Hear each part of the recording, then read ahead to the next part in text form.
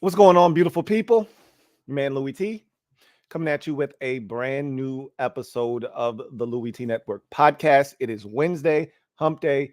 We're going to get straight to the proceedings this evening. Number of topics I want to jump into, including cleaning up something that I've been discussing with someone behind the scenes for quite some time.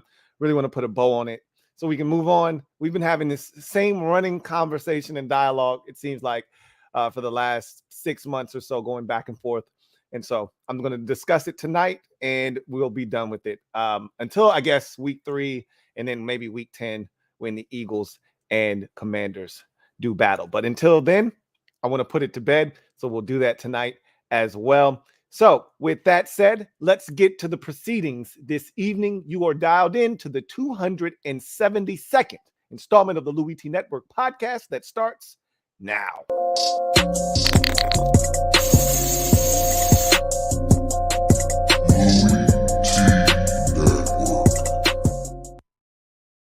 Who else could it be but me, your man, Louie T? Welcome to the 272nd installment of the Louie T Network podcast. I, of course, am your set man, Louie T. Thank you for joining me. What's going on with you guys?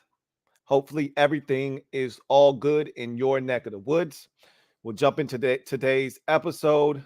Obviously, Terry McLaurin got his deal. We discussed that yesterday on a separate show, obviously.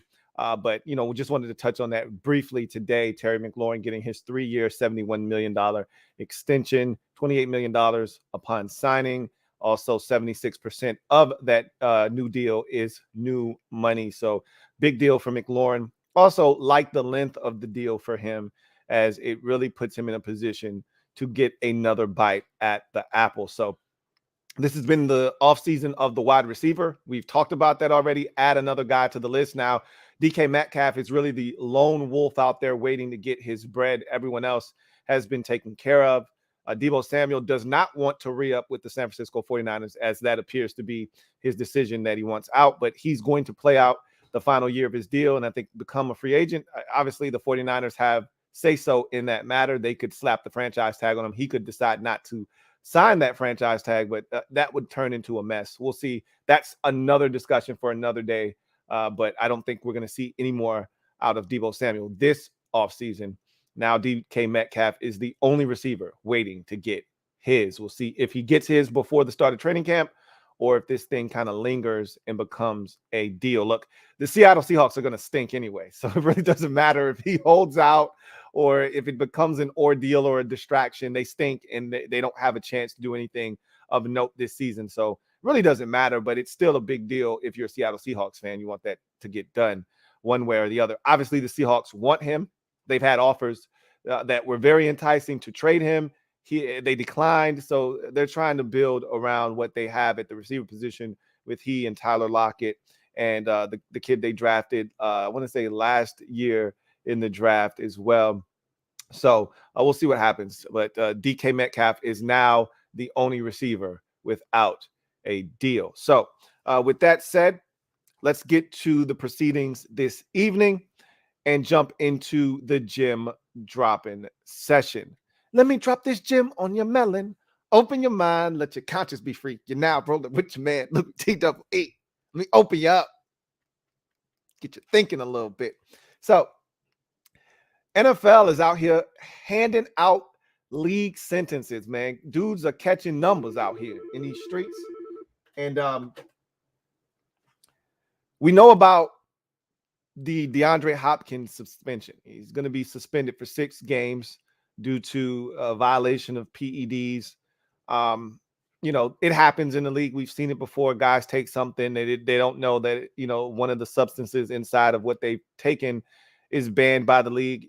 At this point, if you're a veteran, especially, you ought to know better. You know, you got to run it past specific people to make sure that you're not going to get popped for taking something that might be harmless to you, but, you know, is on the league's banned substance list. The thing about it is you don't get popped after one violation, okay?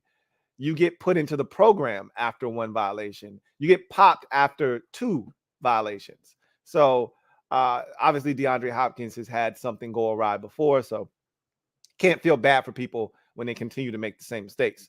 That said, he's going to face a 6-game suspension to start off the season, which is a big reason why the Hollywood Brown trade was made, and is important, very essential to their success early in the season, because if he comes back from the suspension and they're 1-5 or they're 2-4, it's an uphill battle to climb in one of the toughest divisions in all of football. It might be already, good night for them. It might be the long kiss goodnight, and he's not even played a single game yet. So they're going to need to stay afloat while he's out. They struggled last year offensively when he was out of the lineup. But they were really good. Remember, they were the last undefeated team in the league last season, and he got injured. And it's kind of when their season started to go sideways, is when he got injured. The offense wasn't the same. And, it never really got back on track either. And then they had a number of injuries. J.J. Watt got injured, and they dealt with some other injuries on that football team, but none was bigger than that of DeAndre Hopkins. So him being out for the first 6 weeks is going to be very influential in terms of how their season might go. So it'd be interesting to see how they navigate the first 6 weeks of the season without his services. A guy that we haven't talked about a lot, and he hasn't been suspended technically, but the league is going to come in and slap him on the wrist, okay? And that's Alvin Kamara. So a lot of you probably have forgotten about the ordeal that he had out in Vegas, probably 3 months ago or so. It was a serious assault that he was involved in. And, the league is going to have their say-so with that. And Alvin Kamara has already come out and said, I expect to be suspended. The Saints expect him to be suspended. And we already know. And this is the thing. And I feel like the Saints have done a much better job this offseason of putting more talented players on the offensive side of the football, potentially on the field, so that you can minimize the loss of an Alvin Kamara or not having Michael Thomas, which we haven't seen that guy on the football field, feels like, for now 2 years. It puts you in a better spot when you have more talented players. They've got now Jarvis Landry, and they have Chris Olave. So you feel like they can maybe circumvent a suspension to Alvin Kamara, or, if Michael Thomas still isn't right for whatever reason. I refuse to believe that he isn't right now. And so if he's healthy, it makes them all that much more dangerous. But they put themselves in a better position to be able to withstand a suspension or an injury to a key player with all of the guys that they've brought in. That said, we've seen that offense without Alvin Kamara. It's not the same. Okay. So that's going to be a big loss. And generally, for these types of ordeals, the league usually slaps a dude with anywhere from 4 to 6. I think he's going to get a 6-piece. The league, again, they're right now trying to be extremely cautious about the brand. And anybody that does anything to tarnish the brand, they're really coming down heavy on these players for anything that is going on outside of football. So I could see Alvin Kamara getting a 6-piece.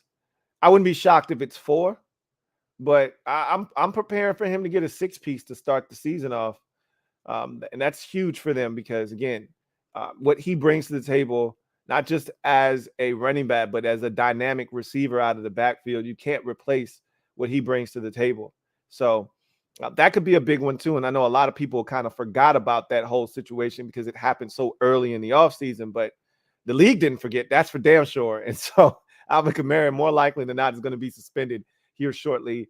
And speaking of being suspended here shortly, Deshaun Watson is right now in the midst of a hearing to figure out what his fate is going to be. The league is really looking to bring the hammer down, and they have to. They're in a no-win situation here because there's so many people. First of all the females around the league that work either with the NFL or work as a third party, whether it's NFL Network or they work for NFL.com or they have any kind of voice. They're working for one of these news outlets, media outlets that cover a team. All of them have banded together. They can't stand Deshaun Watson. They think he's gross and he's a creep, and that the league has to act, and they have to act firmly, swiftly, and it has to be one that kind of deters this behavior moving forward for any other player in the league. And look, trust and believe, if this were any other position other than quarterback, and a damn good one at that, he probably would have just been, banned essentially. Like, okay, we're just going to throw the book at you right now. And if we decide to let you back in, we'll let you know in a year and a half, 2 years from now. They would have done him like they did Martavis Bryant and, some of those guys that got those lengthy suspensions, and they just kind of said, to hell with you. And then they come back and review it a year or two down the road. But it's a star quarterback. So they handle this a little bit differently. He just got one of the richest contracts in NFL history. There's a lot of nuance to this situation. So they know all eyes are on them in terms of what decision that they ultimately make and how they come down on Deshaun Watson. And so they're pushing for, at bare minimum, a year suspension, but they want it to be indefinite. So that means it could be longer than a year. But, with just like Calvin Ridley, the league didn't hesitate. A year-long ban, he's indefinitely suspended, won't play in 2022. They didn't have to deliberate on that. That didn't take long. They threw that suspension out there quickly, and he's another guy that's going to be suspended for the upcoming season. And so a number of these stars are catching sentences. All right. Calvin Ridley, a whole year suspension there. Deshaun Watson is going to be suspended for a year. And, in a separate podcast episode, we will talk about the ramifications of him being suspended. But look, it doesn't take rocket science to figure out that the Browns season is done. If Jacoby Brissett is your starting quarterback, your season's officially over before it starts. Okay. And they could easily be a 4-win team. And they've got talent, but you're not going to win but so many games with Jacoby Brissett as your starting quarterback. So they're in a world of hurt. And what's crazy about the Deshaun Watson situation,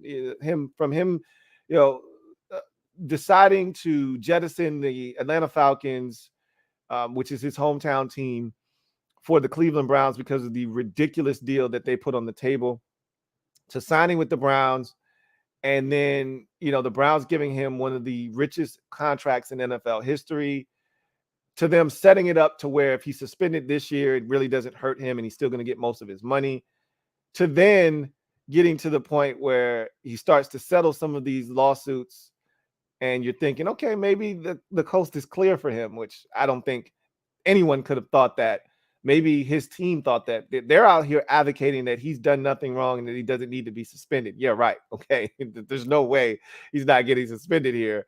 But the crazy part about this is the Browns had to know when they signed Deshaun Watson that something like this could occur. And any team that was going to do business with the Texans and trade for him had to know that there was going to be a suspension coming down the pipeline, and you had to, move accordingly. Decide if this is something you want to take on, if you want the scrutiny, if you want the backlash that comes from, bringing a guy on board with the, accusations that Deshaun Watson is facing, and also know that this could do some damage to your team. I mean, there are guys on that roster that I don't know necessarily feel like, Deshaun Watson shouldn't be here. I don't want to play with him. But, guys getting a year older, you're wasting a season. If you play for the Browns, if you are signing with the Browns, if you signed with them this offseason, if you came over like Amari Cooper did in a trade, part of the reason that you felt good about that trade is because you were going to play with Deshaun Watson. Let's not act as if players don't, want to play with specific players. Like I think it was a defensive player, might have been Jadeveon Clowney. I think it was Jadeveon Clowney who ended up going back to Cleveland. And he said, I'm only back here because of Deshaun Watson. Like, let's not kid ourselves. Guys know that certain players give you a better chance of winning, and that's why you want to align yourself with them. And so if he knew that Jacoby, because how many years in a row has Jadeveon Clowney played on a 1-year deal? Like 3 in a row, right? He would have easily made it 4 if he would have known Jacoby Brissett would have been their starting quarterback this year. Like, he's not coming back to Cleveland to play for the Browns knowing that they're going to stink this year. Like, that's not a great situation to be in. Now, these players want to get paid, and they could care less sometimes about who the quarterback is. Yeah, you want to win. You play this game to win, but you also are getting paid handsomely. So I understand that aspect of it, but you pretty much go from, hey, we're Super Bowl contenders with Deshaun Watson, to we're going to be one of the worst teams in football potentially with Jacoby Brissett. Now, they're going to probably run the hell out of the football like they always do, and that's going to give them a chance. But if Jacoby Brissett's the quarterback, I'm loading up the box and I'm daring him to beat us with his arm. And I don't think he's going to be able to do that consistently. So I think that the Browns are in a tough spot. And Baker Mayfield's already said, don't come crawling back to me now. I'm not playing for you guys. Get me out of here. So that bridge has been burned to the ground. There's no irreparable damage has been done. There's no repairing that relationship. And I don't know if the Browns even want to repair it anyway, but he'd be a lot better of an option than Jacoby Brissett, that's for sure. But they knew when they went out and got Deshaun Watson and they traded away Case Keenum and then added Jacoby Brissett, they knew that this was a realistic possibility, and they were preparing themselves in the event that he got suspended. I don't think they were preparing themselves for a year-long suspension, though. I think they thought, like I did, oh, he'll get 6 games, maybe 8, at the most. He'll appeal. They might even bust that thing down from 8 to 6 or 6 to 4, and then they'll move on. Nah, not in the day and times that we live in, not in the climate that exists right now. You got to be out of your damn mind. I was tripping, straight tripping like Scottie Pippen. I was out of my damn gourd thinking that this man was going to get anything less than a year sentence. And again, that sentence can be even longer than the year that has been thrown out there. I saw a tweet from someone. I think they covered either the Browns or they work for a national media outlet that, covers the Browns. Either way, this tweet pretty much said that if the league wanted to go by the letter of the law, their actual book, Deshaun Watson is eligible to be suspended for up to 144 games. Wait a minute. What? What? So technically speaking, because of his actions and the amount of games that you're supposed to be suspended for each, of these counts, 24 in all, he is eligible to be suspended for, if the NFL decided to prosecute him to the fullest extent of their law, it could be up to 144 games. His career would be over, essentially. At that point, you just say he's banned for life. 144 games. I'm trying to do the math, but I know 12 times 12 is 144. So you're probably looking at somewhere around maybe 8-9 seasons when you start looking at 17.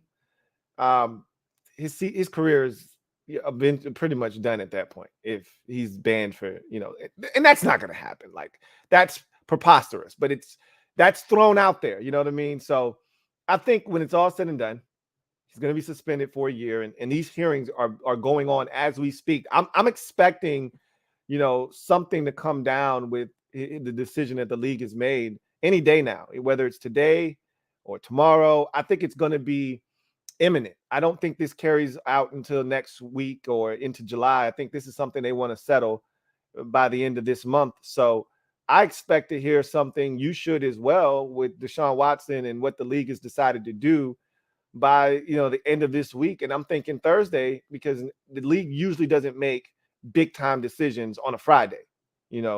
Generally speaking, they're like the federal government. You're not getting a lot of big time decisions from the federal government on a Monday or a Friday. It's usually Tuesday, Wednesday, Thursday that you're going to hear any big news. If you're getting any bread from the government, it's coming on a Tuesday, Wednesday, or Thursday. It's not coming on a Monday or a Friday. So I expect the league to make their decision either today or tomorrow. But we'll see what happens with Deshaun Watson. He's getting suspended. That's not up for debate. That's not the question. It's not a matter of if, it's a matter of how long, is he going to be suspended for. And that's a big suspension. I mean, that's one of the teams that we looked at and said, if Deshaun Watson is the Deshaun Watson that we have come to know and love on the field, that we last saw in Houston when he was carrying a carcass of a roster in Houston to a 4 or 5 win season, but it wasn't because of him. He had the best season of his NFL career. If that guy shows up in Cleveland with the talent that they have on that Browns roster, they're a Super Bowl contender.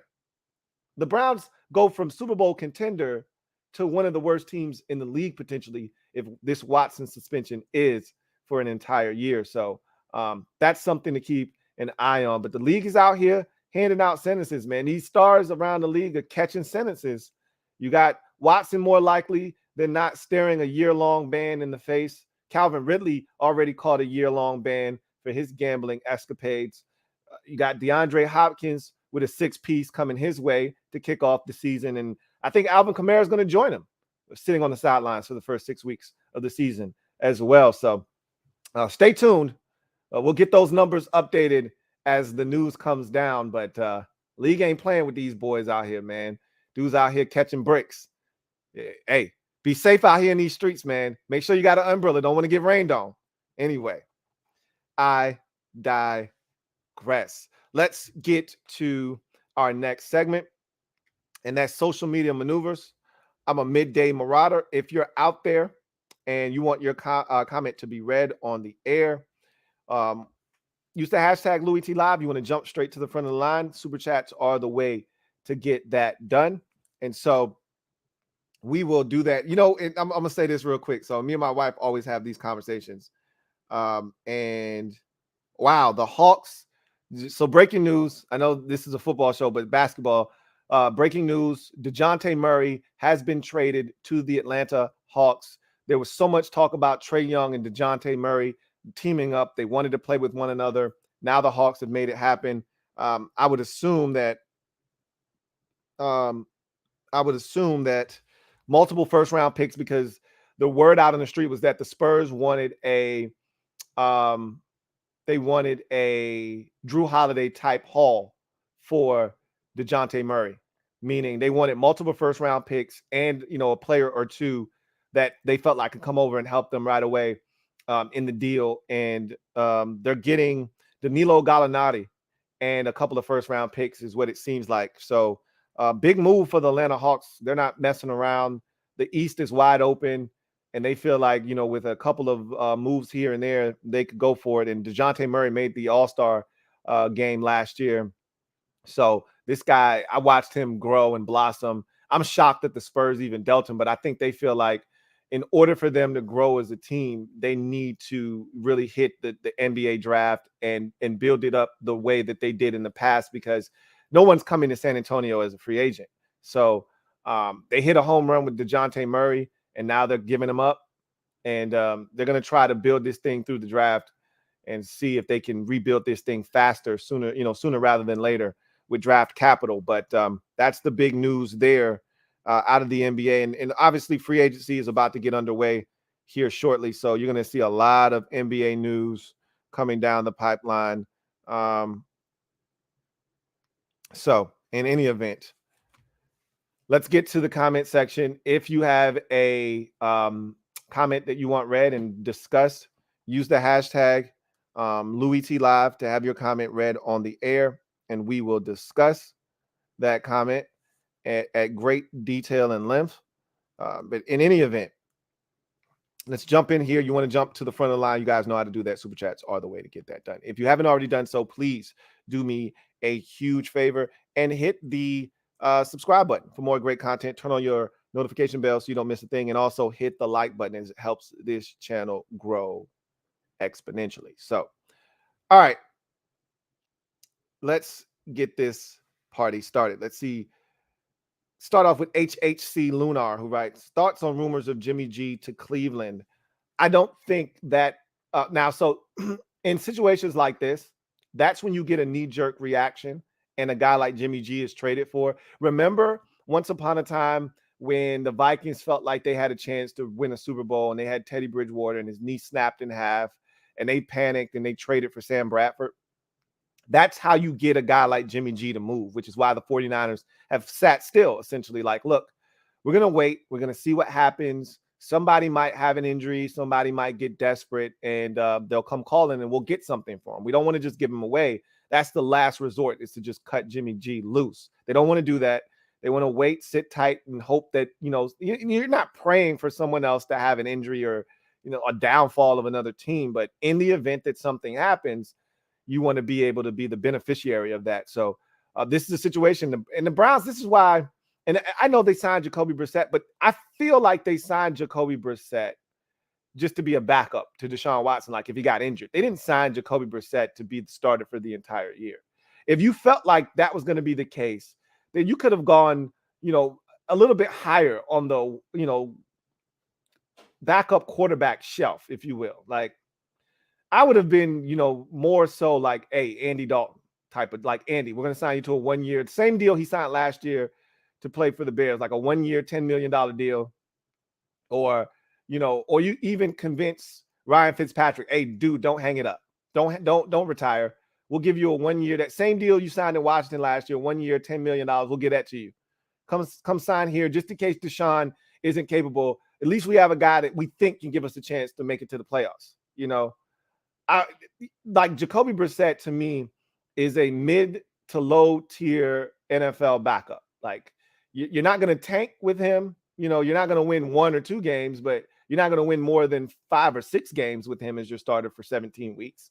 So at least, and look, I know Andy Dalton, his stock has plummeted over the last few years, whether you're talking about Chicago or Dallas. It hasn't been great for him, but I still think if you can protect Andy Dalton, he can still, deliver the football and give you a fighting chance. Same could be said for Ryan Fitzpatrick or any of these guys out there that we know are fully capable as backups. Or even a guy like Gardner Minshew, you could have, maybe, given up a 6th or 7th round pick for him if Philadelphia was interested. There's so many guys that were available. Joe Flacco, I get it. These are older veteran quarterbacks that their best football is behind them. Not necessarily Gardner Minshew, but Joe Flacco, for instance, or Andy Dalton. These are all aging veteran quarterbacks, but they have tons of starting experience and they've played in playoff games and they give you a better shot than Jacoby Brissett. I just don't think the Browns were prepared. So kind of circling back to where you bring in Jimmy Garoppolo into this equation, it's very interesting because Jimmy Garoppolo is a guy that is out there for teams that, feel like they may have a shot at doing something this season. And if their quarterback situation goes awry with, say, an injury or in this case, a suspension, Jimmy Garoppolo may be the answer for the short term. Obviously, I don't know his contractual situation and how much he has left on the books and what the guarantees look like past this year. But if there is no guarantees left on his deal after this season, then one would say, hey, maybe, going after Jimmy G and paying him his, whatever salary. And obviously that would have to be worked out with the 49ers as to how much of that salary you're willing to take on. But that's part of the reason that the Browns haven't traded, Baker Mayfield yet, is because they're trying to, finagle the whole guaranteed portion of his deal and how much he's going to be making from a base salary standpoint this year. And they're like, hey, we don't want to eat. I think it's $18.9 million or something like that. And they're like, hey, we don't want to eat all of that money. We don't want to eat 2/3 of that money. How about you take half of this and we'll eat half? And the Panthers are like, no, we're not doing that. So they still got dead money with Baker Mayfield right now on their books that they're trying to shed before they could even dream of making a move to maybe bring in a guy like Jimmy Garoppolo. So there's a lot of layers to this situation, but that definitely is a team to keep an eye on, because at least, even though I think Jimmy Garoppolo doesn't give you a chance either, he gives you a much better chance than Jacoby Brissett. Your season's over if Jacoby Brissett is your starter week 1. If Jimmy Garoppolo is your starter week 1, at least you have a fighting chance.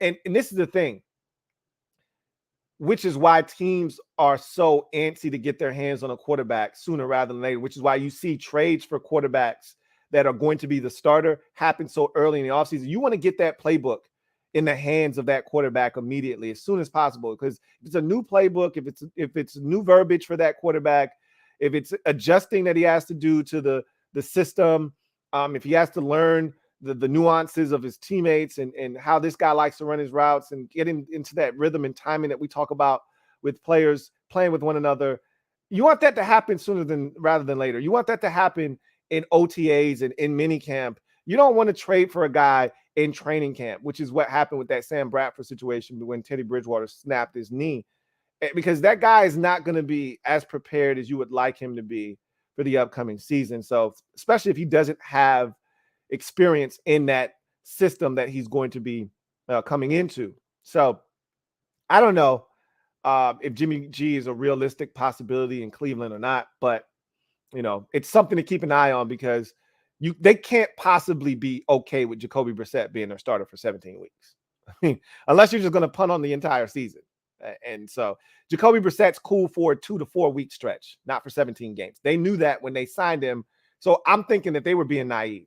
They thought that he was, and I was naive. So I can't even be mad at them because I was naive in thinking that, no criminal charges, but there's a bunch of civil suits and he settled 20 of them out of the 24. So that, again, I hate to associate settling with guilt, but why would you give anybody anything if you didn't do anything wrong?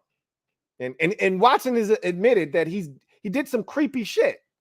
Like, women were crying after he was done. He's like, I'm sorry, I didn't mean to make you cry. Like, dude, what did you?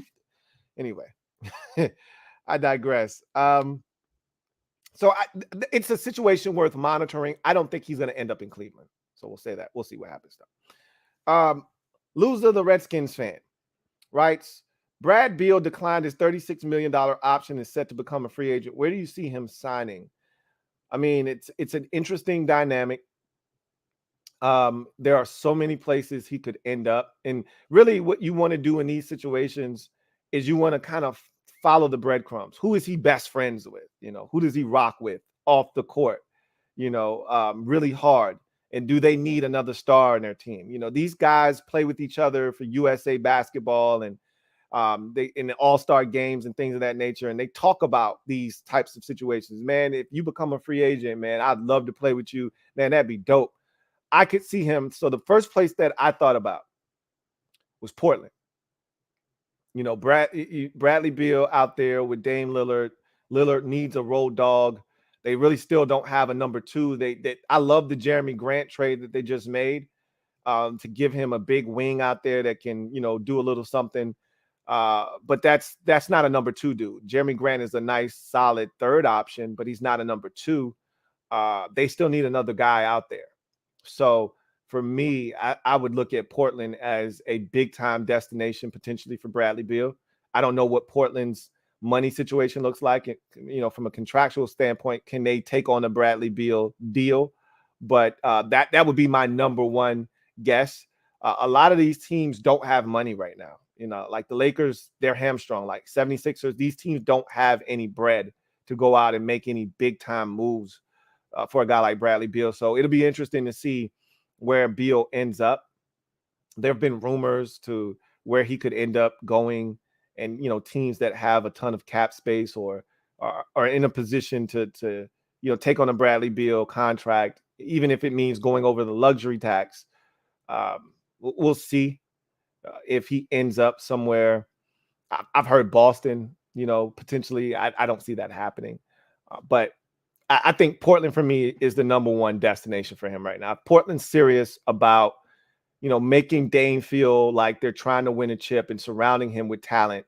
That would be the perfect replacement for losing CJ McCollum last season and trading him away.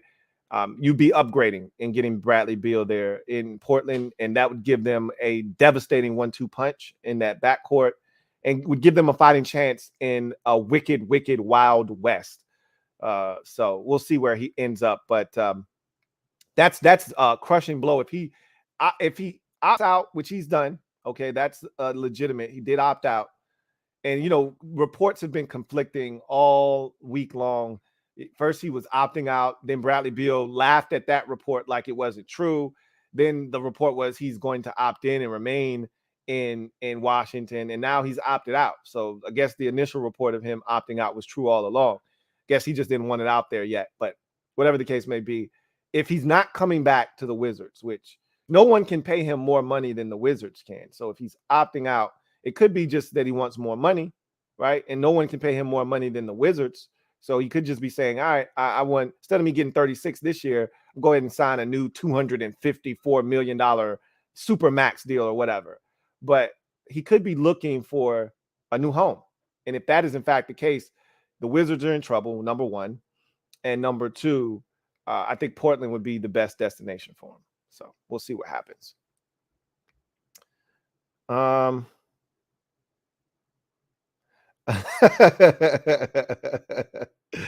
so y'all heard the phone ring, huh? Yeah, I got the little office phone right here, man. It ain't wrong, really loud. It's a loud phone. I got it turned all the way up. I got it turned up like I be using this shit or something. HHC Lunar. Or actually, I got a super chat. So let me go ahead and take that. 16 Devil Doc. Thank you for the super chat. Greatly appreciate you. Thank you for being a member of the MOBB. My guy, 16 Devil Doc writes, Lou, first of all, tell your wife I said hello. He says, if you had to place your QB rankings in tiers, how would you split it up? Such as a tier 1 elite, ranks 1 through 5, tier 2 very good, ranks 6 through 9, tier 3 good, etc. I've done that before. I did it a long time ago. This is like 3-4 years ago where I had it in tiers. Tiers are so hard to do, but it can be done, right?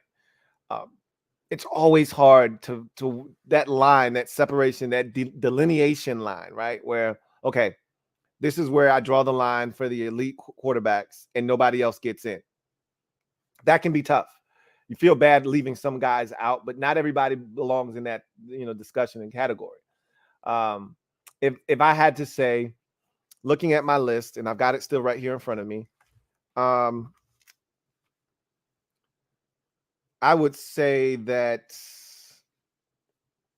I would cut off the elite category at probably so that's what makes it so tough. Because you feel bad leaving Lamar Jackson out. I feel bad leaving Matthew Stafford out. I think Justin Herbert is on the precipice. You feel bad leaving those dudes out. I don't feel bad leaving Dak Prescott or Kyler Murray or Derek Carr out, but I feel bad leaving a former league MVP and Lamar Jackson out. I feel bad leaving Matthew Stafford, who is probably now in line to make the Hall of Fame and just coming off of his first Super Bowl win, out. And I feel bad, leaving Justin Herbert out, who I feel like is, right there, but I probably would cut it off at 6 after Joe Burrow. And then the next tier would start with Matthew Stafford. But, that's tough. It is, but it's not, because when you look at Stafford's season last year, he damn near led the league in interceptions. So he's still the same Matthew Stafford. He just is on a better team and he won a Super Bowl. But I think I would cut it off at 6, and that would be the elite tier. And then that next tier would be sub-elite, not elite, but just under the elite tier. So it would be sub-elite, and that would probably go from 7 at Stafford to probably 11 at Kyler Murray.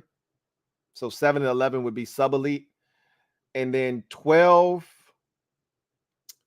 to, man, I probably should put Derek Carr in that sub-elite category. And if you put Derek Carr in there, then why wouldn't you put Kirk Cousins in there? And that's where the tiers get tricky. Probably should be 7 to 13 ending at Kirk Cousins, sub-elite. And if I wanted to get technical, it'd probably be 11. And then 12 to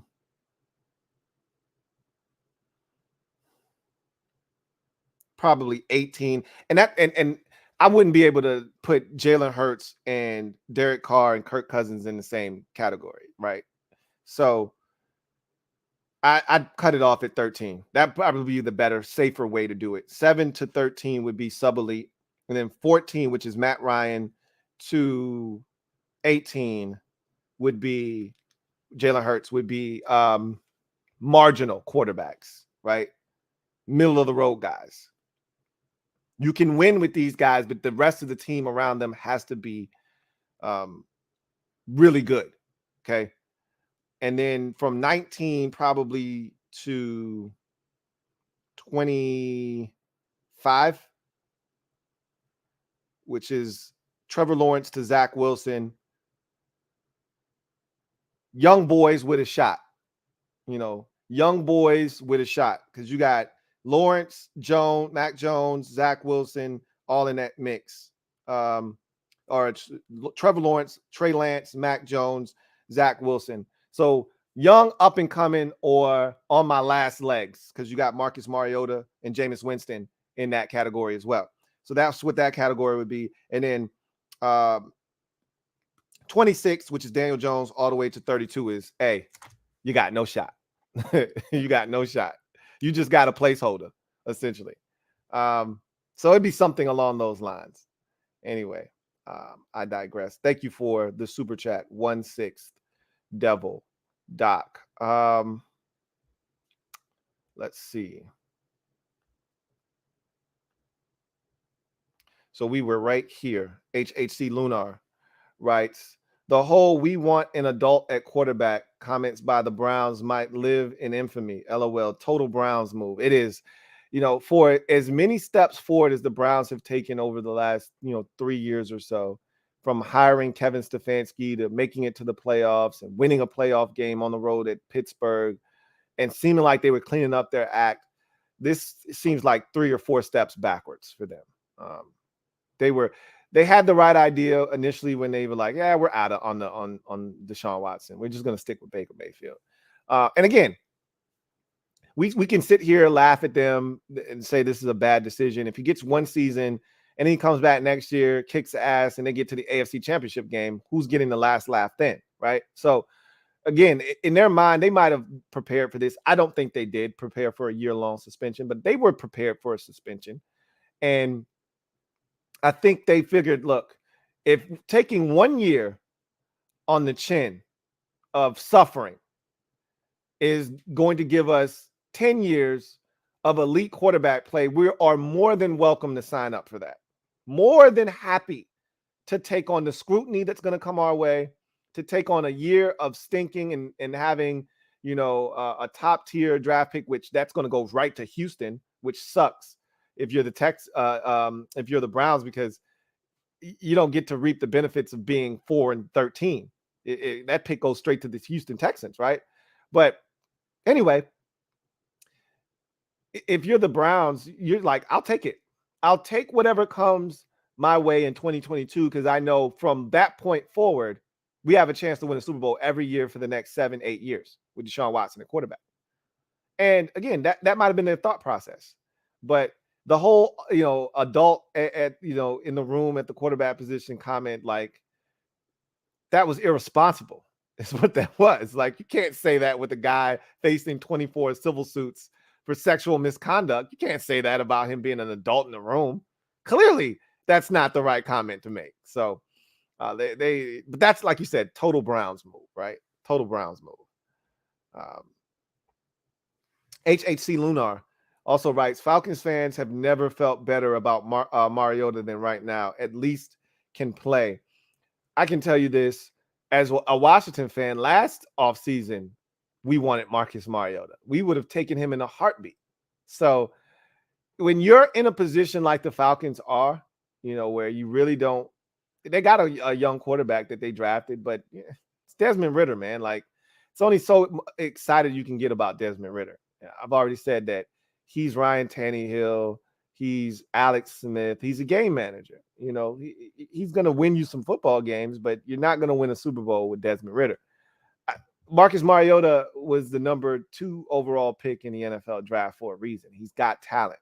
So you feel like, could he have that Ryan Tannehill type ascension, second act, if you will, to his career? Same thing that the Saints are hoping with Jameis Winston. You're hoping that you get this guy, he's matured, he's learned, he's seen what winning looks like sitting behind, a veteran quarterback. In the case of Jameis Winston, in the case of Ryan Tannehill, he continued to grow and learn and develop, and then he got to a situation where he got an opportunity. It was a great fit for him, great running game, really solid receiving core with tight ends and A.J. Brown. And, he was able to just come in, no pressure. I'm no longer in Miami where I was a first-round pick. They're not expecting anything from me here in Tennessee. And he just went in and he balled out. He just went in, let the game come to him. And you're hoping that maybe Marcus Mariota could, bottle a little bit of that up and have that opportunity now presented to him in Atlanta with a guy that believes in him in Arthur Smith. Maybe he could just stay healthy for one. That's always been something that's been a bit of a bugaboo for him is health. But if he can stay healthy, we know he's got the talent. I fear that they don't have enough talent around him, but they got Kyle Pitts. They drafted Drake London. They got Cordero Patterson. They got some stuff.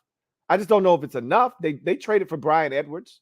We'll see if it's enough out there on the field. But at the end of the day, they're hoping that Marcus Mariota can, catch lightning in a bottle, and maybe, just maybe, be what Ryan Tannehill has been for the Tennessee Titans for them in Atlanta. So we'll see what happens. HHC Lunar also writes, Browns have a good roster. I can't see worse than 6 wins with Brissett, like a 2019 Colts situation. I was thinking more along the lines of that season with and you're probably right, that year, but they had Brissett and they had I think they had Billy Ho as well in Indianapolis. And Brissett's a dude that can get hurt too, right? Like we've seen him not be able to stay healthy. Like it could get really ugly. That's why I said 4 wins, because Jacoby Brissett, I think he's gonna play 12, 13 games, but he's gonna injure himself at some point, miss 4 or 5 games of the season. And now who's in there? I have no idea who that third quarterback is, but we'll probably get to know that guy, and maybe they'll have to sign a veteran to back up Jacoby Brissett when this suspension comes down. They'll probably have to sign a veteran if they don't already have a guy that they like. Maybe they have a young guy. I think they drafted a young guy this past draft, if I'm not mistaken. But even if they haven't, they're going to have to do something at quarterback. They're going to have to put another guy behind Brissett. And that's what I think ultimately cost them maybe an extra win or 2, is the fact that he's going to miss some games, because he usually does get injured and miss a few games. 2019 Colts is a great example. I'm thinking more along the lines, though, and it could be like the Steelers. Remember, Roethlisberger went down, week 2 or 3 of that season? And then you had, they had Duck Goose in the game. Duck Hodges, is their quarterback for, 4 or 5 games that season. And they still won, 8 games? I think they went 8-8 that season. It could be that situation because, like you said, they're a talented roster. But guys, look, I look at the Browns organization, and I just look at, outside of their offensive line and the run game, I look at a bunch of dudes that don't have any problems quitting and saying, hey, we suck. Better luck next year. And like, I look at their roster, and I could be wrong. This is probably an ignorant statement. I don't mind making ignorant statements, though. The Browns strike me as a roster full of losers and quitters. Guys that when shit's going well, they're up, they're fighting, they're ready to go. And when shit's not going well, they don't have a problem packing the shit in. And I think that's an organizational thing from top to bottom. So it starts at the top. That organization doesn't make the best decisions. We just talked about that. And again, they may ultimately get the last laugh. We may be sitting here, oh, they're so stupid for doing this. Deshaun Watson is the second highest paid player in the NFL right now at $48 million per year, right? This is dumb that he's not going to be able to play this year and maybe, some of next year. But the Browns are saying, okay, we'll take 1 year of pain and torture for 10 of potential Super Bowl opportunities. Like, the window doesn't close because he doesn't play this year. The guy's 25, 26 years old. We'll be just fine if he gets 1 year suspension and come back next year and he's the same Deshaun Watson that he was in Houston back in 2020. So I don't think they're tripping. We'll see. But at the end of the day, 6 wins, I think, is a bit high for them, being that they play in a brutal division, okay? If you got Jacoby Brissett at quarterback, you're not beating Cincinnati, you're not beating Baltimore, and you're probably not beating Pittsburgh either. So you might go 0-6 in the division. You probably sneak somebody and go 1-5, right? But I don't know what the rest of their schedule looks like, but the AFC is brutal. I don't know what else. I mean, unless they're playing the AFC South. You play in the AFC East or you're playing the AFC West, they're going to get their asses reamed, okay? Especially if it's the AFC West that they're playing, okay? They're going to get smoked. I can assure you of that. They're going to get smoked. So if it's the AFC East, maybe you beat the Jets. I think the Jets are going to be a surprise team this year. Maybe you beat the Jets. Maybe you beat the Patriots. Probably don't, but I don't know what the hell they're going to do on offense, so we'll see. But defensively, they're going to be good enough to probably beat the Browns. So it could be a nightmare for them. That's what I'm banking on, and you're banking on them having enough talent to win them, 6 games or so. And I could see that happening too.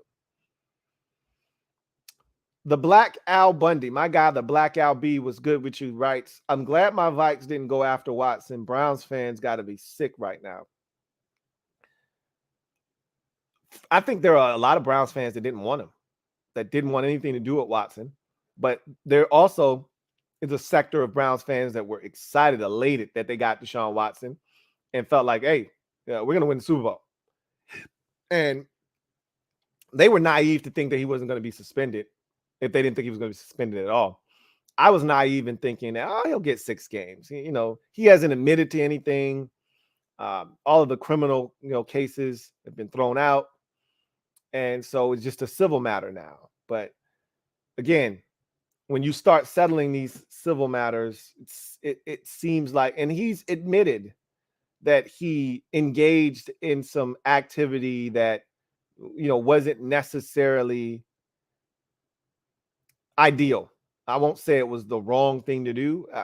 I don't know if it was consensual, but when females are crying afterwards, I don't know about that. And to be a serial offender, that's the part that I think a lot of people have an issue, reconciling in their brain, is that, okay, you did this once or twice, okay, fine. You did this 24 separate times, maybe more. I think the New York Post put out an article that said, or the New York Times, one of them put out an article that said it's up to 66 different women, masseuse, if you will. Like, what the F, man? Anyway, any team that didn't get Watson, that were in on Watson, are probably saying, well, we're glad we didn't do that. But had they gotten him, they would have been excited about it. So I don't want to give any team any credit. If you were in on Deshaun Watson until the bitter end and you just lost out because you couldn't pay him what the Browns offered up, then you don't get any credit for that. But there were teams that said, I'm out on Watson, and maybe the Vikings were one of those teams. We'll see. But anyway, let's see.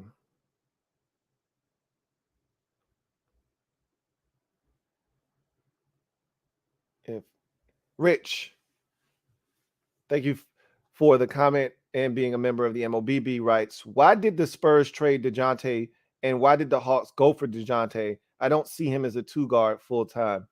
Well, clearly the Hawks do. And you know what? There's something to be said about having multiple ball handlers on the court.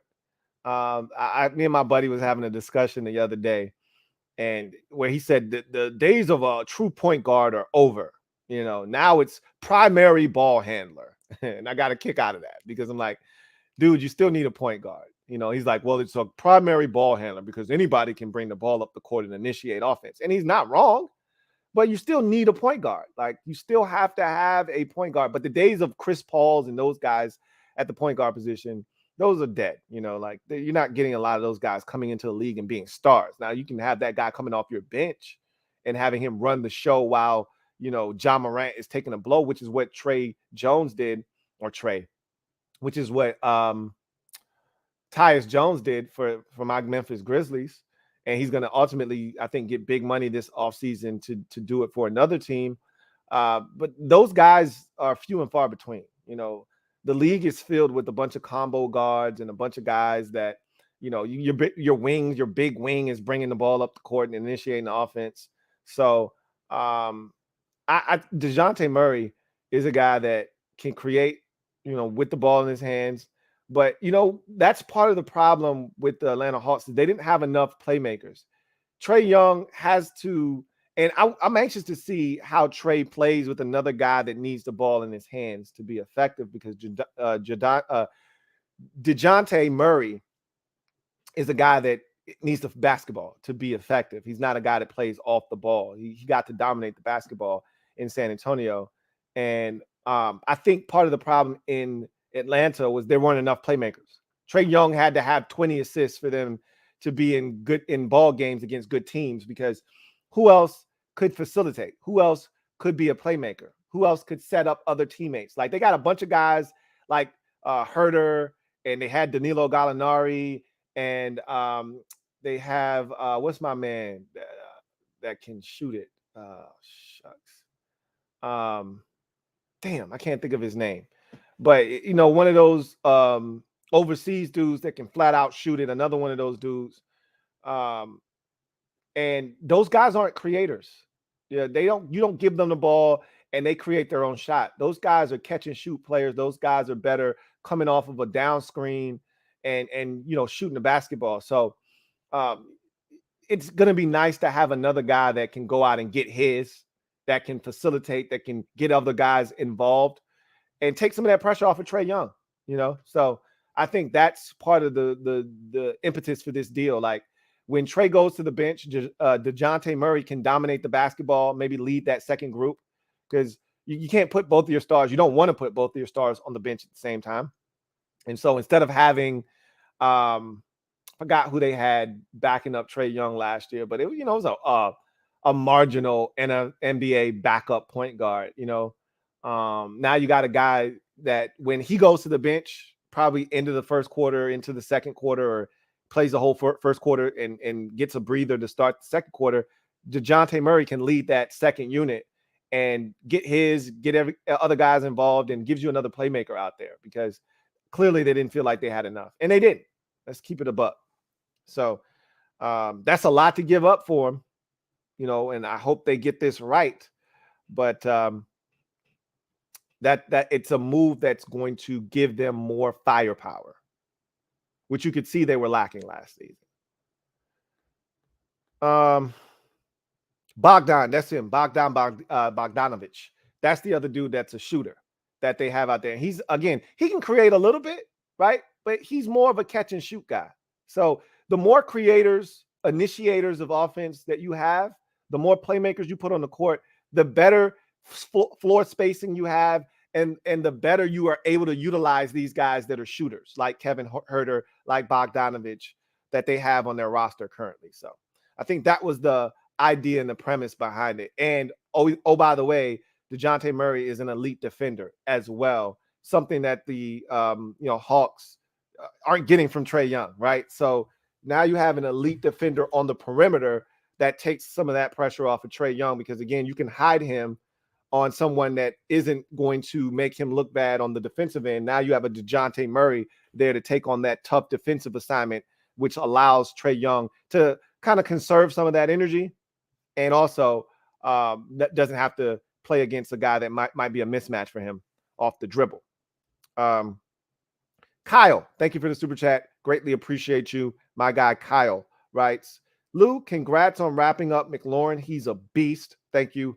I knew it was coming. I was never worried, but it is good to put that situation to bed and now move on to other pressing needs, but much less pressing and things that are on the field that we can concern ourselves with, and not something off the field like a contract. So what kind of money do you think Justin Jefferson will command when he comes due? Top 5, top 3?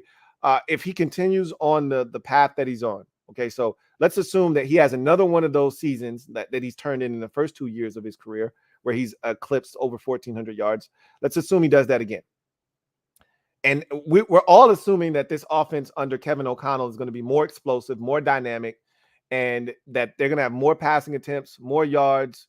So the assumption is that he's going to put up some big numbers again. If that is in fact the case, he's going to be one of the highest paid receivers in NFL history. So top 5 is out of the question. It's more of a top 3, top 2 type of deal, because if he does this again, then you've got to start putting him in the conversation with Devontae Adams, DeAndre Hopkins, and Tyreek Hill in the best of the best, the creme de la creme. So you're talking 28, 29, 30, 31, and the cap is going up. So you would assume he would set the new bar and the new standard. So he'd probably be $31, $32 million, depending on if somebody else comes along and resets the bar. I don't know if there's another receiver in the league that would command more than Tyreek Hill's $30 million until Justin Jefferson is up, till Jamar Chase is up. But Jefferson comes before Chase. So I would assume his deal would be something like $32 million per year. It would reset the market. I think he'd be the highest paid receiver in the league, not top 3 or top 5.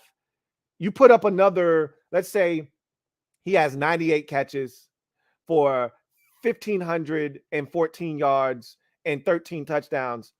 After that season, he's looking for a new deal. Now, the Vikings are within their right to say, all right, give me one more year. Okay. One more year. We'll pick up the 5th-year option. And after year 4, going into your final year of your deal, we're going to give you that contract. That's what teams usually do. But if they're smart, okay, the cap continues to go up. These numbers start to inflate. If you're smart, if he does it again after year 3, you just go ahead and do it. Let's get this shit out of the way. Kirk Cousins' contract comes off the books. Let's just go ahead and knock this thing out of the way right now, because it's not going to get any cheaper, as we know. It's only going to get more expensive. So I think he's going to be the highest paid receiver when his opportunity comes. So thank you for the super chat, Kyle. Got another super chat here. This one is from my guy, Big Money Sonny. Thank you for the super chat. Greatly appreciate you. Thank you for being a member of the MOBB. My guy, Big Money Sonny, writes, Lou, have you gotten rid of your R. Kelly collection yet? My wife had me get rid of that a long time ago. He says, in all seriousness, I hope the people that were affected by him find some peace. The man got 30 years. In my wildest dreams did I think he was going to get that much time. And there are still people to this day trying to defend R. Kelly. It is crazy to me, but my R. Kelly, my wife won't even let me listen to R. Kelly. If we're listening to Pandora and they play an R. Kelly song, skip. You know, I always talk to Google, and, you know, I play my Pandora through my Google Mini. And if a song with R. Kelly comes on, she's like, hey, Google, next song. So that's been dead in my household a long time ago. Big Money Sonny, thank you for the super chat. Greatly appreciate you. Double up. Thank you for doubling up. Greatly appreciate you. Who writes, the only top 5 talk allowed here is Wentz. Let's effing go. There you go. Again. Let's see.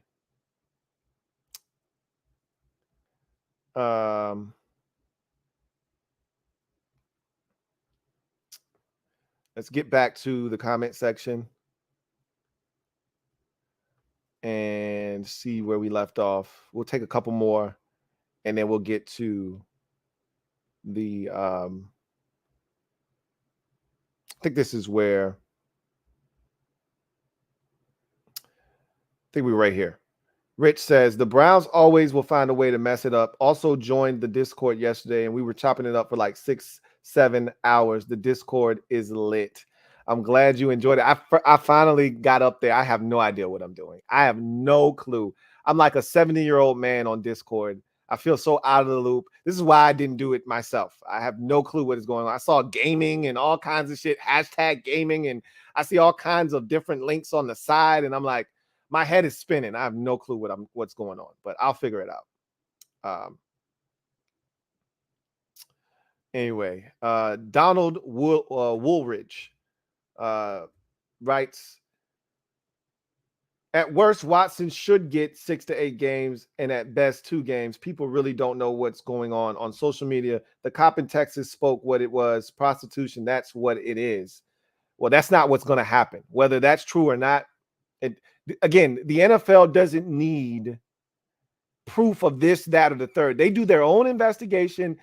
As we saw with the Brady Deflategate, Brady did nothing wrong and still got 4 games suspension that I think they reduced to 3 games. Okay. Think it got reduced to 3 games. It might have been a 4-game, straight up 4-game set. But the league doesn't give a shit. Okay. It's not about what Deshaun Watson and his team can prove they didn't do. It's about perception, okay? And the perception is this dude is a creep and a perv, and you can't just let him skate with a slap on the wrist. You want to talk about equality, and you want to talk about, you know, equal rights for all in the NFL space. You want to talk about, you know, being on the front lines for all of these groups that are searching for rights and justice, then you can't just give him 6 games. And that's how the NFL's always done their product, is they base a lot of the decisions that they make off of the perception. Always protect the shield at all costs. So there's no way he's getting 6 games, and definitely 2 is out of the question.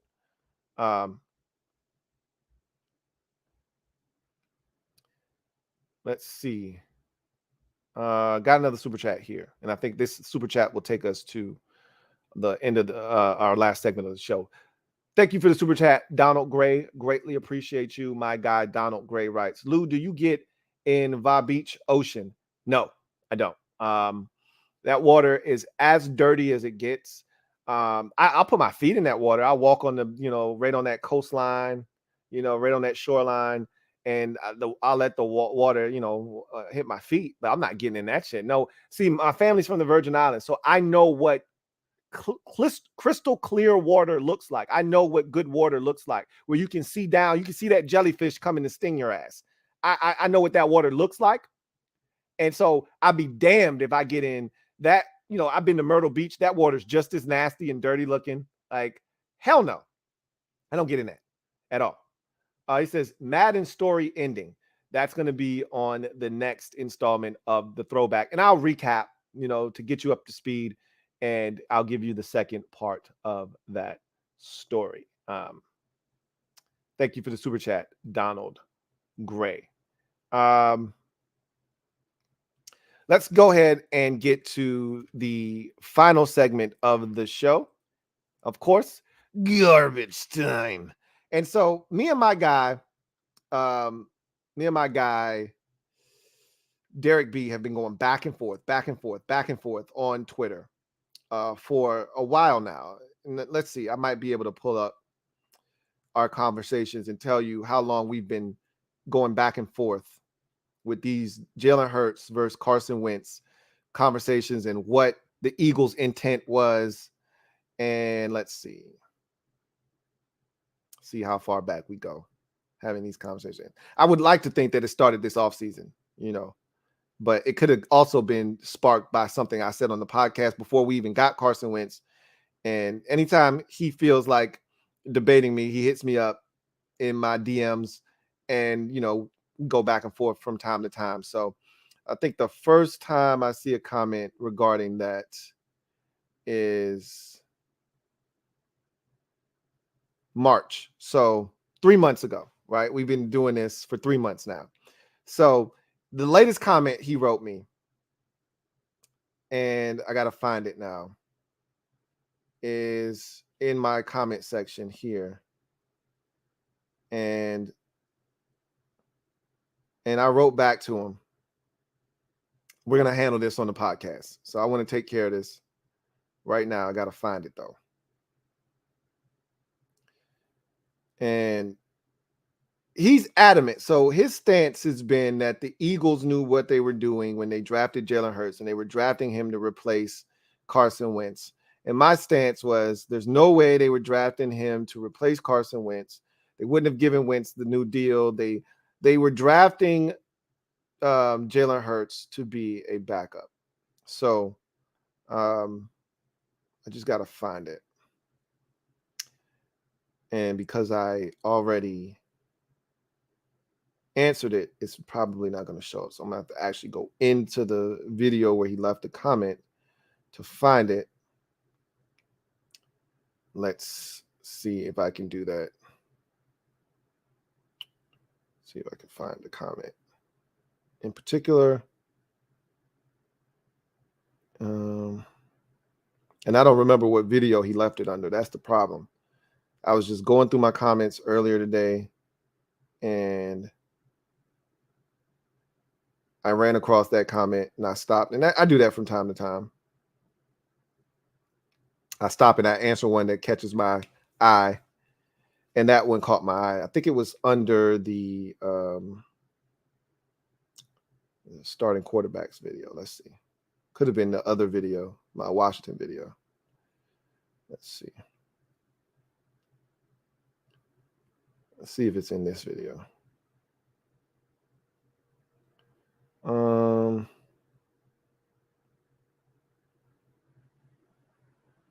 right. I can't find it. Let's see.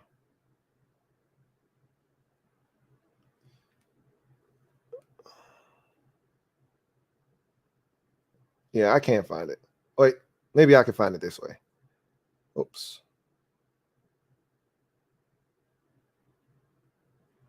I responded. Let's see. Here it is. No, I don't think that's it. That's another one. Yeah, that's a different one. But I think I'm on to something now. Y'all bear with me. All right. I think let's try this video. And I can just put I responded as one of the filters. And it will give me the video. So let's see if it's in here. I responded. And here we go. Here, I found it. All right. So this is from my guy, Derek B. Right here. He writes, Lou, if Wentz was the problem with the 2020 Eagles, why did the Eagles fire Peterson before they traded Wentz? Also, your stance is that the Eagles were the first team in NFL history to ever intentionally spend a second-round pick on a backup player at any position.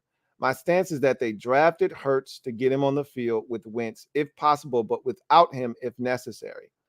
Evidenced by the first-team reps Hurts got in training camp and by him being inserted into games by week 3 of his rookie season. The Eagles drafted their own quarterback controversy and ended up losing their only Super Bowl winning head coach after one losing season.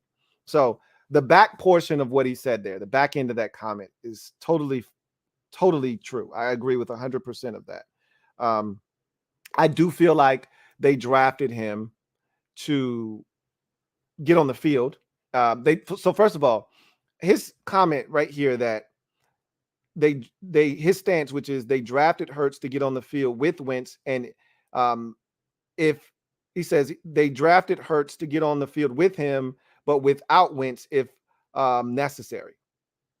I think that's true. That's what I've been saying. I don't think that they drafted Jalen Hurts, and this has always been my argument that, and you see what he said, like, I'm saying that the Eagles spent a second-round pick on a backup. Teams have spent a second-round pick on a backup player before. It happens. Teams spend first-round picks on backup players all the time. Now, that's not with long-term backup, ramifications. They're thinking that guy's going to be a backup probably for a year. We've seen the Eagles do that multiple times. They drafted the kid, the tackle out of Washington State. And they had tackles. They had Lane Johnson and they had Jason Peters. They had no intentions of playing him right away. And he sat. You see teams do this. The Eagles just did it with their center. They drafted Cam Jurgens out of Nebraska. They still got Kelsey. They still got Jason Kelsey. They have no intentions of playing him. That's a second-round pick.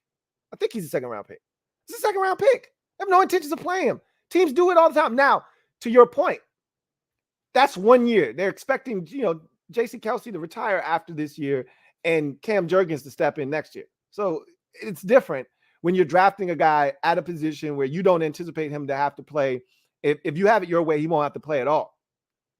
But this is where the Eagles were coming from. This is where I think Derek B is missing where I'm coming from, or maybe he gets it and he just doesn't buy it, is that the Eagles had gone through this same exact scenario with Wentz already 2 previous times. 3, actually. I take that back. 3 times already. In 17, when he was on pace to be league MVP, he gets injured late in the season in a game on the road versus the Rams.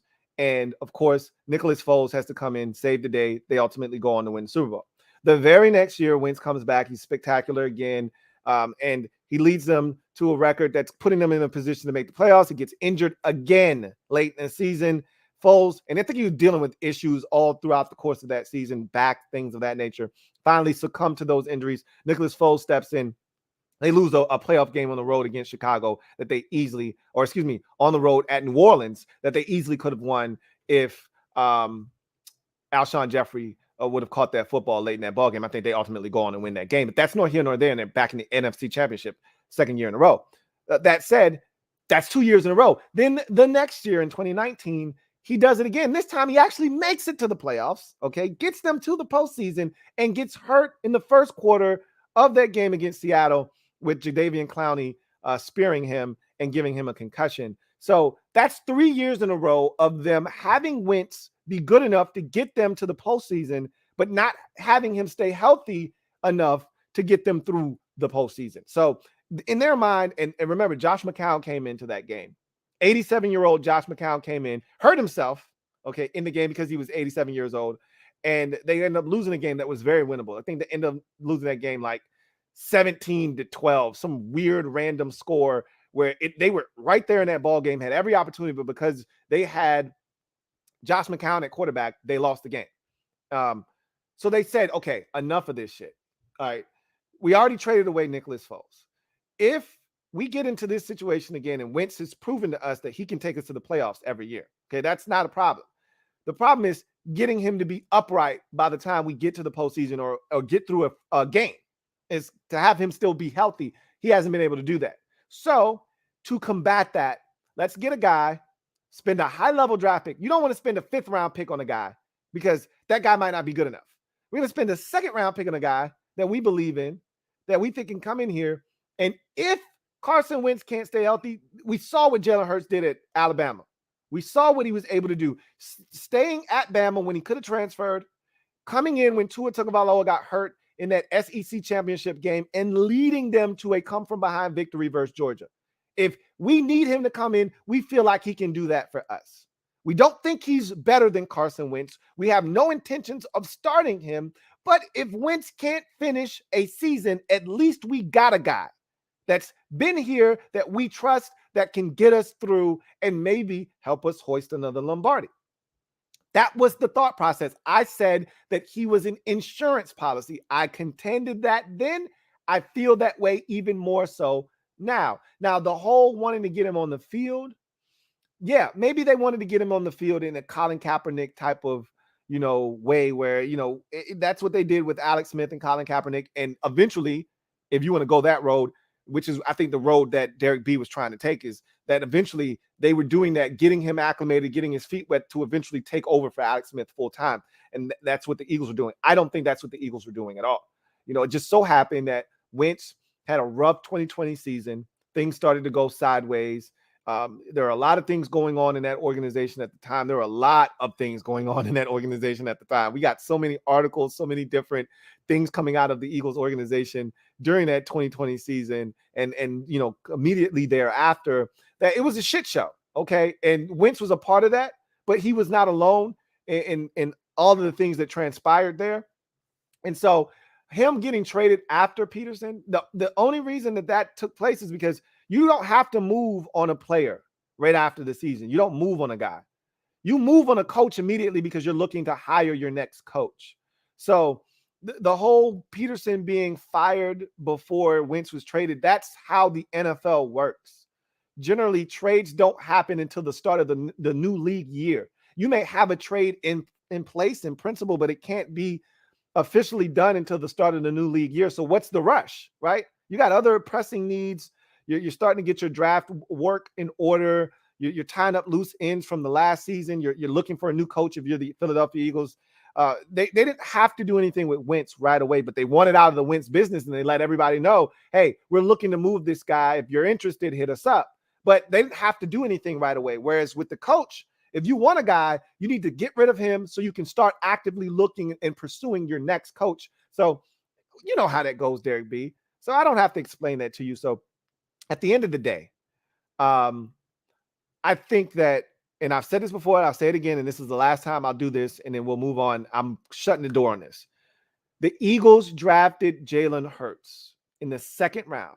They didn't draft a first-round quarterback. They drafted a second-round quarterback. They didn't draft a second-round quarterback to replace the number 2 overall pick in a draft that they traded up to get, that they just had handed out a brand new contract to a year and a half ago. They did not draft Jalen Hurts to replace a guy that they had just given new money to the offseason before. Trust me when I explain that to you, okay? They drafted Jalen Hurts. Maybe they drafted him to give them a little bit more spice by bringing him in to run the football and give teams a dimension to have to defend against. But clearly, they did not draft Jalen Hurts to take over, okay? That was not the move that they made. And when Wentz struggled, they had a second-round pick sitting there. They said, all right, let's give this fella a chance to see if he's any good. He played well at times. He stunk at times, but they was like, he showed enough promise that we'll roll with him next year. And if he stinks, we got multiple first-round picks. They realized very quickly this is not the draft. So they said, hey, he was all right. He wasn't great. He was all right. We're going to roll with him one more time. But they put themselves in position again, as I mentioned earlier on one of the podcasts, to draft a quarterback and in what will be a much better draft class of quarterbacks than the one that just passed. If Hurts, I'm going to tell you this right now. If Jalen Hurts has the exact same season he had last year, Eagles make the playoffs, but he's awful in the playoff game and they lose, they will draft themselves a new quarterback next year. You can go ahead and book that, take it to the bank, cash that check. Okay? They never intended for Jalen Hurts to be their starting quarterback. Never. Okay? All caps, never intended for him to be their starting quarterback. He was only supposed to be an insurance policy. Now, to your point, they did a poor job, a terrible job of reading the room. They should have known Carson Wentz's psyche was fragile from the last situation with Nicholas Foles, that they shouldn't have drafted a guy that high, that he felt threatened that his job could be on the line. That was their fault. Okay? That was their fault. They didn't read the room correctly, but they had no intentions of drafting Jalen Hurts to replace Carson Wentz. So that's been my stance the entire time. That's how I feel. And I think that's what Howie Roseman and company were thinking when they drafted him. So anyway, that's going to do it for me, your man Louie T, here on the 272nd installment of the Louie T Network podcast. You guys are awesome. I truly appreciate you. We'll be back tomorrow. Okay. We will be back tomorrow for another episode of the Louie T Network podcast. And I look forward to chopping it up with you guys then. And then for you Washington fans out there, we'll be back later on that evening for Washington, the Command Post live. Yeah, a lot to talk about there. So looking forward to that as well. So in any event, that's going to do it for me, your man Louie T. Look forward to chopping it up with you guys tomorrow. You know how this goes. Get off the bench, get in the game, and kick it with me, your man Louie T. Until next time, you guys have a good one. God bless and good night. LouieTeeNetwork.